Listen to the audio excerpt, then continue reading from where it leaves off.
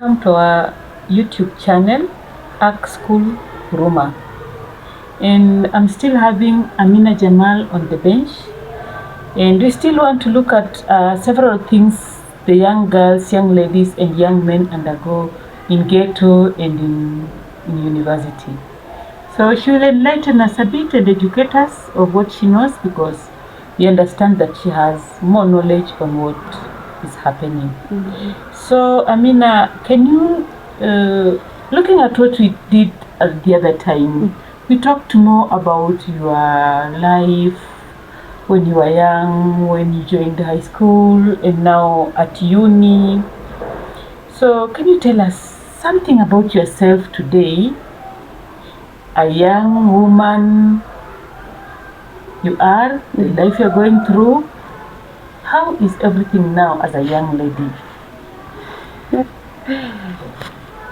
I think yes, life is a bit better than, for me, it's better than the way it was before, because as we grow, as you grow and you move to another level in life, you learn something from in each step of life. So me, I think like whatever I learned before has helped me become who I am right now, and making decision has become easier right now. I think before I used to rely on people to make decisions for me. So right now I think I'm a good woman. I love who I am right now. I can make my own decision and I can rethink something before doing. Life is not easy for a young lady, but I think if you have a purpose in life, everything can be nice and good. Like, what decisions have you tried to make on your own without influence of a parent or a teacher or any other person? I think for me as a student in university, a student in university, there are a lot of things, decisions to make. So like partying, going out with girls, mixed, doing drugs. I think the way you've been built behind it helps you make that decision, either right or wrong. For you to go out with girls, okay, you want to do all those pleasure and happiness, but then you have to think, ni nini cause, what if I go, what will happen to me next? So I think me personally, I've made that decision, like I don't want to do this, and peer pressure has nothing on me. So if you're going, you guys go, mtanipata tu hapa, and then you come back, we'll continue with life. So I think there are a lot of decisions to make in university, and most of them can change your life in a bad way. Good to learn that. You can avoid peer pressure. Yeah. It happens to so very few people. Even us in our grown-up age, we are having peer pressure. It's so hard to control yourself from peer pressure. You talked about drugs and partying and many other things that you experience in the uni. And now, the ghetto that you've been brought up from, this Kiamaiko, this Mathare, drugs are like a normal thing. True. What happened when you were young that you did not get yourself there before you knew how to make choices? I think the people around me walinisaidia, so that right now for me to make that decision, like I don't want to do anything with drugs, they helped me before. So I've already seen, we are growing with the people who are using them.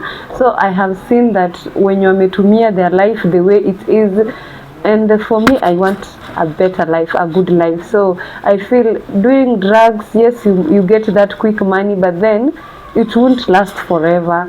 It gives you pleasure at the moment. So for me, I'm thinking about the future, and I think drugs, for me, to be honest, is a no. And yes, I've seen others, they've guided me, wamenionyesha you shouldn't do this. Yes, watakwambia usifanye, but wanakuonyesha the positive and the bad side. For me, it is you personally to make that decision. Uone, is it okay for me to do it or not to do it, with the consequences zenye zitakuja baadaye. How are your friends since primary school? Are they like you, or some of them have fallen out on drugs and on marriage and other things? Yeah, actually, I think 3/4 of the people I know from my class, they are fallen out. There are those who are already married, who are gonna 2 kids, and there are others doing drugs. There are others they're just there. Yani, I feel like they're constant. Hawajai songa from where I left them, and I about the marriage, naona wasichana wenye tulisoma nao wengi washaolewa. I think they chose that life. For me, that's a no. That's early marriage, and for me, no. I can't do early marriage right now. We have other things to focus on. What can you tell young ladies like you who are yet to get married, and what you think would be right for them to do? I think marriage, for me, marriage is like my second life. You know, after you ushamaliza, when you're entering marriage, that's another different life. You will have to stress about your kids, kuwalea, everything. So I think marriage is also one of the hardest decision one should make, because utaenda huko, you know. Yes, right now in where we are in this ghetto, I've seen friends, they only get married like because they want that wedding, yani that fancy wedding, and then after that ushavaa your gown, umetoa, everything changes. So I think people are not thinking the big picture of marriage. Like after marriage, what happens? You have another responsibility. No going parties, no doing this. Like that's another life. So me, I think marriage, you should rethink marriage. Marriage is a very big decision. You seem to be thinking very different from other Borana and Burji and Kushites. You think different from them about this marriage, because some of them are rushing because they know that after 18 there is no man who will approach you. I think it's still there. The mentality is still there that msichana ukimaliza class 8, high school is not a must, and I think that's what the parents are implementing the children. And I will encourage, kama wewe umesoma na mzazi wako hajasoma, let them understand that marriage shouldn't be done that immediately. Like muonyeshe kuna something more important like education, dreams, goals. So I think the way hiyo mentality, I still see it. People get married and of course wanasema ati bedala ya kudate heri you just get married. Yes, okay, there is that meaning of virginity, yani you don't break your virginity. I think it is in our culture, for a girl you need to get married before you break your virginity. You should break it to your husband. So okay, that should be there, then you can control yourself. Or it's good, explore and find the right person for yourself, but msirush marriage. Yes. Oh, that's good. That's good. That's a good talk to your fellow young ladies and young girls. But again, is it culture? Is it just the parents' mentality, or is it religion? This early marriage, where girls are told, no, now you have to go at 17, at 16. If 17 you are not married, there is no man who will want to marry you. I think it's more to do with culture, because our parents walitoka huko, you know, ni kama wanaiendeleza. So ukiona like parent unaweza kosana hivi kidogo, anakuambia unajua mimi at your age I had 2 kids. Sasa like they have that mentality. Yani wewe msichana ukifika at this age, wachana na masomo, focus with your marriage life, find a man, get married. And most of them hata mpaka sasa kuna watu bado wazazi ndo anakuguide to who you should marry. So I think yani you already seen your parents life, why don't you change and go another path? Uonyeshe mzazi hii yenye yako, that's her life, she chose it. For you have that right ya kuchoose your own life, na ndio maana umeenda shule, got educated. So why have you gone to school to do the same thing that your parent did? Na unaona life yao is not as good as the one you want. So it's good for you to make that change. Yes, wazazi watakuambia, hata kama watakuambia watakuwa tu most of our parents, we know the Boranas, the Burjis, like we know wazazi wetu hawako so focused with education vile wako so focused with marriage. Utaona mzazi ako focused sana na marriage than education, unless kwa hiyo familia kuna watu wamesoma ama one of the parents is educated. Otherwise our parent, most of them, I think focus zao zina lay on marriage more than education. Mzazi anakupeleka tu shule mpaka ufike class 8, after that ni marriage. Okay. So it's more to do with culture other than religion and peer pressures. I think peer the background affects. Okay, now back to you. Now you are in uni, you've grown big. Are you dating? I'll say no. I'm not dating. Why aren't you dating and you're just a normal lady like the other ladies in uni? I mean, I think is dating a mistake? It's not a mistake because I've ever done it. I've ever tried dating, and yes, you know, peer pressure in university. You've given that nini watu wanakuambia you are good looking, mbona utaki mtu, watu wanakuapproach unakataa, and like a lot of pressure from girls. So me, I think at time when I was in my first year, I made that decision because I felt like my friends wako nayo, why not me try?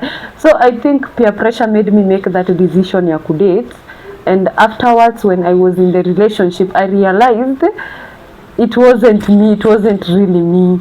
That wasn't me. I disagree. So yeah, and I decided to take a step back from relationship because I felt like I don't know how to divide my attention from. If I am going to relationship, I think my focus from education side will switch again to relationship, and I don't want to lose that focus. So I won't say don't date because it's fun. Go date, enjoy yourself. Now, when your time for dating comes, what type of a guy are you looking for? First of all, he shouldn't be learning because I'm also learning. You know, I need a mature person than me mwenye naweza mu-approach, and then we talk something and he gives sense in it, like we talk something serious, and I can feel this person is really a man na anaongea vizuri. So I think for me, I'll go for maturity, and most of it is character. You guys, unajua tunasema wasichana huku nje tunasema ati tunataka mwanaume akona pesa. Yes, it should, of course. We need that. Hata kama hujafika kule, at least you are trying. But then most of it, I think I'll go for character and morals. Yes, that's what I'll choose in a man. Okay. Not education, not religion, not physical body. No, physical. Hapo kwa education, of course you must be educated. I can't be fighting this fun ifiki alafu wewe you are not educated. We are not discussing, that's out of discussion, like atuongelele. And then religion, I think hiyo pia, if maybe I fall for a Christian man and I'm a Muslim, I think that one we can discuss with the guy. Tutajua how we will handle it, because at times you are not, ujui ni nini Mungu amekuandikia. You might be born in a Muslim, you change to Christianity, ama umezaliwa in Christianity and you change to Islam. So maybe tutaongea na huyu mtu. So I think religion is not a major thing. Looking at your culture again, we go back to culture. There is this FGM. Your culture seems to still be embracing FGM during this time. What is behind the minds of these people thinking about FGM? What would you say about this yourself? To be honest, Mimi, I haven't gone through that, but I think vile maisha inaenda ikisonga sahi, like we are being exposed to more things. Technology, life is changing. So FGM, I think pia like vile sahi, you know, for me I'm doing with IT. There are a lot of things. The moment umeenda shule wewe kama msichana, and most of it unajua ina happen to the girls in our culture.